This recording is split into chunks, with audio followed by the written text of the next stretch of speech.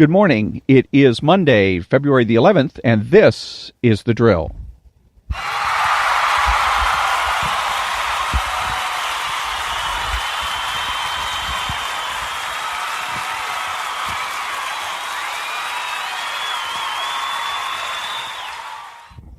And thank you very much. This is Ron, your host, the only true conservative in the United States of America today, because I'm the only one that makes the presumption for the status quo. And I'm here to tell you, the butchers, the bakers, and the candlestick makers, that we have been hoodwinked in this country. We've been hoodwinked into believing that where you stand on politically is where you stand on the issues, rather than where you stand on the most important issue, and that is change. And the fact of the matter is that it is change, that is your attitude about change, that is what is most important. If your attitude is to presume change, to get up every morning and assume that the world sucks and that everything in it needs to change, you're a lefty. If you get up in the morning and you say that, hey, the world is pretty damn good, most of the time, for most people, the world is fine the way it is, you're a conservative. The job of the right is not to stand athwart history and yell stop. It's to stand athwart history and ask why. Now, the result of issues-based politics has been that Republicans have ended up in traps. The Republicans are right on all the issues, but they continue to lose arguments. To lose the debates. And as I say, if you as a conservative are in an argument with a lefty and you know you're right, but you feel like you're losing the argument, something's rotten in Denmark, and it's not the cheese. It means that you've been had, you've been tricked in some way, shape, or form. And the point of this particular podcast is to help all of us to avoid those traps and prevail. And the best way to do that is by simply refusing to spread the disease. Don't go out and promote socialist slogans, socialist values. There's a saying on a bumper sticker I've seen, work sucks, but I need the bucks. And a lot of people laugh at that and they repeat it. They go to work and say, ha ha, my work sucks, but I need the bucks, without realizing that's a left-wing slogan. The whole idea of the left is that work is a tool of capitalists to oppress people, that in socialist paradise, nobody will need to work. And the viewpoint of conservatives is that work is essential. It is not only essential for making money materialistically, which the left will grant to you. They will say, oh, well, yes, you got to work because you got to pay your bills. Materialism. But there's more to it. There's a spiritual angle to it. You are a better person. You have a better character as somebody who works versus somebody who is idle. Work is ennobling. It's good for you. It's good for the soul. That's why we work. And too many conservatives don't understand this. They get hooked up or trapped into materialistic arguments about minimum wages, about what material things it is that the workers can take away from their jobs. And they get trapped into going along with the left, the left-wing notion that jobs are created or businesses are created to give people jobs, to give them a paycheck, to give them a vacation time, to give them sick time, to give them medical care, etc., etc.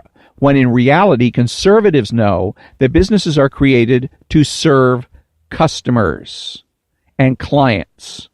That's why they're there. And that employees are hired on to help the owners of these companies service their clients and customers. That's the difference. So, let me just go ahead and go with it right now. Rush Limbaugh. I want to read something from Rush's app, the rushlimbaugh.com app. Rush, I want to transition to the Green New Deal. Alexandria Ocasio-Cortez and the rest of her merry band that proposed this thing yesterday. I spent some time yesterday detailing this for you, and I have been particularly interested today and last night in the reaction to the Green New Deal by elements of the Republican Party and elements of the conservative media. And I have to tell you that I think, and I hope I'm wrong about this, but it appears to me that we still have a whole lot of people who do not understand what we are up against. Now, I only understand it because I have the benefit of 3 decades of experience. This Green New Deal thing that they proposed yesterday is no more outrageous and no sillier and no more impractical than anything they've been proposing, particularly on climate change, for the past 30 years. 30 years ago when this stuff was proposed, we all laughed at it. And I remember making never-ending jokes, preparing never-ending satires and updates and bits and parodies about it because it was ridiculous. Banning airplane travel is not new. These people have been talking about banning jets for 30 years. They've been talking about high-speed rail replacing airplanes for 30 years. They've been talking about banning cow farts. In fact, when that first came up, I sent one of the Snurdleys to the nearest McDonald's in Manhattan and bought $5,000 worth of Big Macs and Quarter Pounders. 30 years later, what has happened? The Democrat Party has now actually proposed it in a serious way and has serious support from more Democrats than you would believe. And I'm telling you, I made a speech at an anniversary dinner at the Media Research Center, and they played, as they always do at these annual events, they played video of some of the most outrageous, silly, stupid, offensive, unimaginable things said in American media over the past year. Now, let me tell you about Alexandria Ocasio-Cortez, just as some of this, so you can keep this in perspective. And yeah, I'm going to deal with it somewhat seriously. I've had fun with this for 30 years, and I'm telling you, that hasn't worked. I'm going to stop right there because that's where he's wrong. Again, the part of the problem for conservatives right now is that they end up promoting liberals and liberal agendas. What is it that Rush Limbaugh is talking about right now in this particular article? He's talking about a left-wing agenda. Now, if he does it in a lighthearted way, if he mocks it, if he makes fun of it, if he does parodies of it, that's good. But taking it seriously is not good. Number one, because it takes conservatives off of their game. The objective for conservatives is to promote values. That's the objective here, not to promote the left. So when you go ahead and start talking about the Greens' so-called New Deal, you're promoting the left, number one. Number two is he doesn't understand what this is all about anyhow. He keeps thinking that this is some kind of a serious proposal, and in a way it is, but it's not the serious proposal in the way he thinks it is. You'll notice that Ms. Cortez proposed this Green New Deal, and it's to be completed in 10 years. But that's all it is talk. There's not one piece of legislation that I understand has been put on the floor of the House or the Senate to be passed by this country or to be passed by these bodies, to get this ball rolling. And if we're going to get everything done in 10 years, 350 million households are going to have to switch over to green power. We're going to get rid of every single airplane and commercial aircraft transportation in the United States and probably end up having to do it in the world. And we're going to do it in 10 years. We got a lot of work to do, and we got to get hopping. But I don't see the Democrats rushing to get any legislation proposed. So this is part of what it is that tells me that there's something else going on here.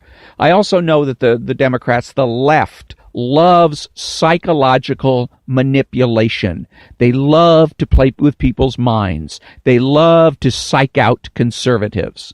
And what I smell here, what I speculate is going on, is that the left is really trying to punish the electorate. It was Hillary Clinton that was supposed to win the election in 2016, and it was Donald Trump that actually won. And the left has been going crazy ever since. And they have decided, I think, that they're going to go ahead and punish the electorate. The idea is, okay, you want to vote for Donald Trump or somebody like Donald Trump, then we're going to go hard left and we're going to propose the most outrageous things that we can think of. The things that are going on with Adam Schiff, and where he's doing investigations after investigation after investigation, the having a special counsel that is going through everything that Donald Trump has done tooth and nail, is also ways of intimidating the electorate. The whole point of this is to tell the electorate, okay, you've voted for Donald Trump. We can't do anything about that, but we can make you wish you hadn't. We can punish you and make your life as miserable as possible, so that the next time in 2020, when you have to go into the voting booth and decide whether or not you want to vote for Donald Trump again, you're going to think twice. That's what I believe is really going on here. The Green New Deal, anything and everything that comes subsequent to that, is the idea is to put the electorate, is aimed at the electorate. It's not aimed at Donald Trump. It's not aimed particularly at conservatives. It's aimed at anybody and everybody who voted for Donald Trump. Again, it's to punish people, create such a psychic uproar that you will ostensibly say, you know what, it's not worth it. You will withdraw your support from Donald Trump slowly but surely, and then eventually you will just refuse to vote for him, or you and I. That's what I believe is really going on. So when I come back, I'm going to be reading from the Ayn Rand lexicon, and then Rules for Radicals Defeated.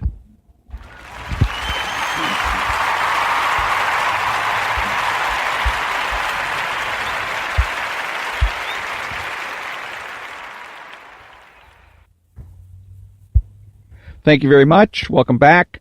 Today's concept is called falsehood, from the Ayn Rand lexicon. True and false are assessments within the field of human cognition. They designate a relationship of correspondence or contradiction between an idea and reality. The false is established as false by reference to a body of evidence and within a context, and is pronounced false because it contradicts the evidence. All falsehoods are self-contradictions. When making a statement about an existent, one has, ultimately, only two alternatives. X, which means X, the existent, including all its characteristics, is what it is, or X is not what it is. The choice between truth and falsehood is the choice between tautology, in the sense explained. Tautology is basically circular reasoning, and self-contradiction. And that is the concept of the day, and it is called falsehood. And when I come back, I'm going to be reading from the Rules for Radicals Defeated.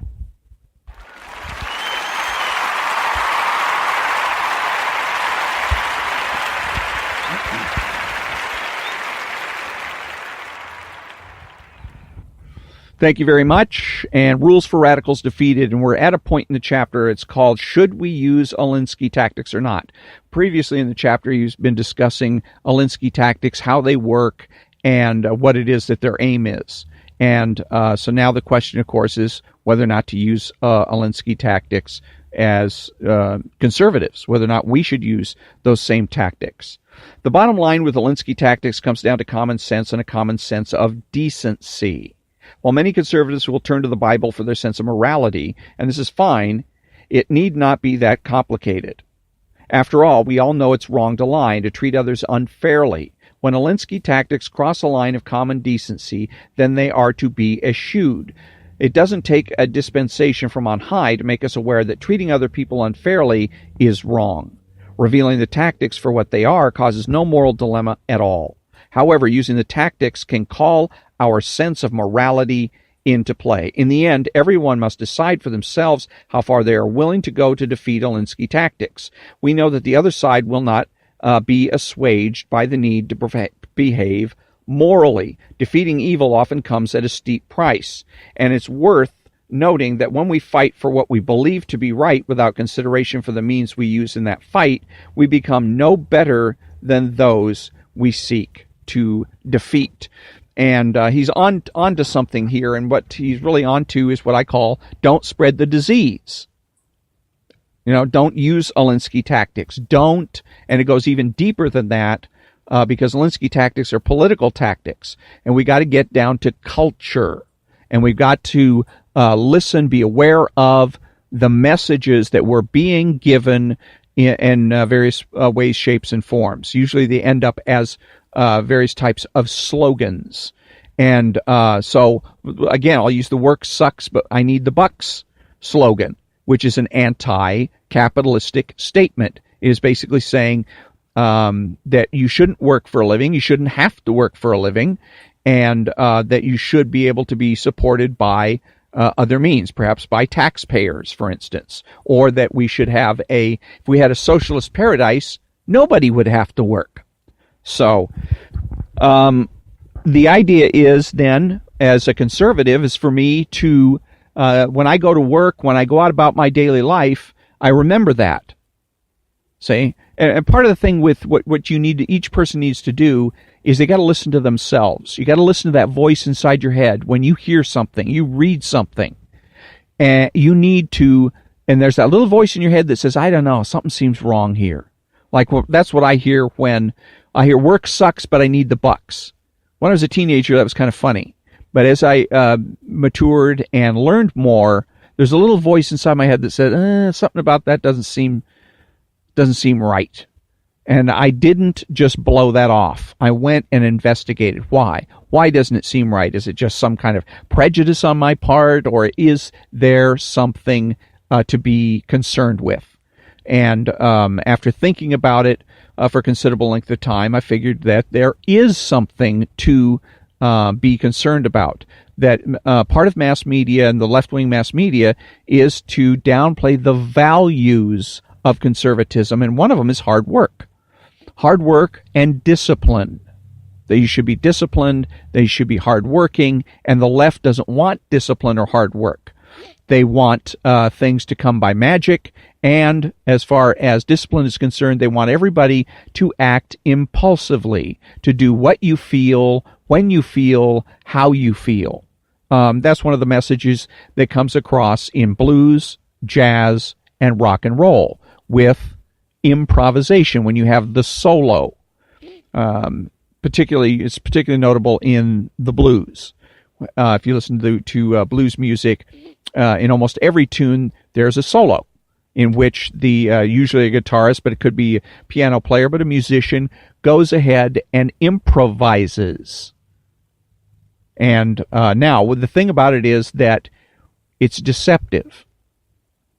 Okay, because it sounds like he's making it up as he goes along, and everything works smooth. It's all very melodious and harmonious, and it's all right to the beat. But the fact of the matter is that he is disciplined, because there's something in the blues called paying your dues, and that means practice. You got to practice and practice and practice, and that requires self-discipline. Okay, so again, it's the idea is to make it look to people as though you don't need discipline. You can just fly by the seat of your pants and get through life just fine and do well and be successful. And it's not true. It undermines the conservative values of discipline and hard work. There's also other ones: honesty, being smart is a value. Learning is a value that the left constantly undermines with the moronic concept of street smarts, opposing book smarts with street smarts kind of thing. But the point is, don't spread the disease. Don't run around saying, work sucks and I need the bucks. Okay? Because all you're doing is promoting the left. So, and as I go on with this podcast, I will give other examples of some of the left-wing slogans that that show up in various ways, shapes, and forms. One of them is, for instance, question everything. That's a bumper sticker that I've seen. Question everything. But some of these slogans you're going to find on bumper stickers. Some of them are going to be things that you pick up in television shows, radio shows, music, lyrics, that kind of thing. Any type of mass media. And the idea, again, is to influence you, because if we're going to get rid of capitalism, the first thing that has to happen is they've got to get rid of capitalistic culture and the values of capitalism. and the values of conservatism, for that matter. So, at this point, that brings me to the conclusion of another episode of The Drill. And until next time, I thank you very much for listening, and have a great day.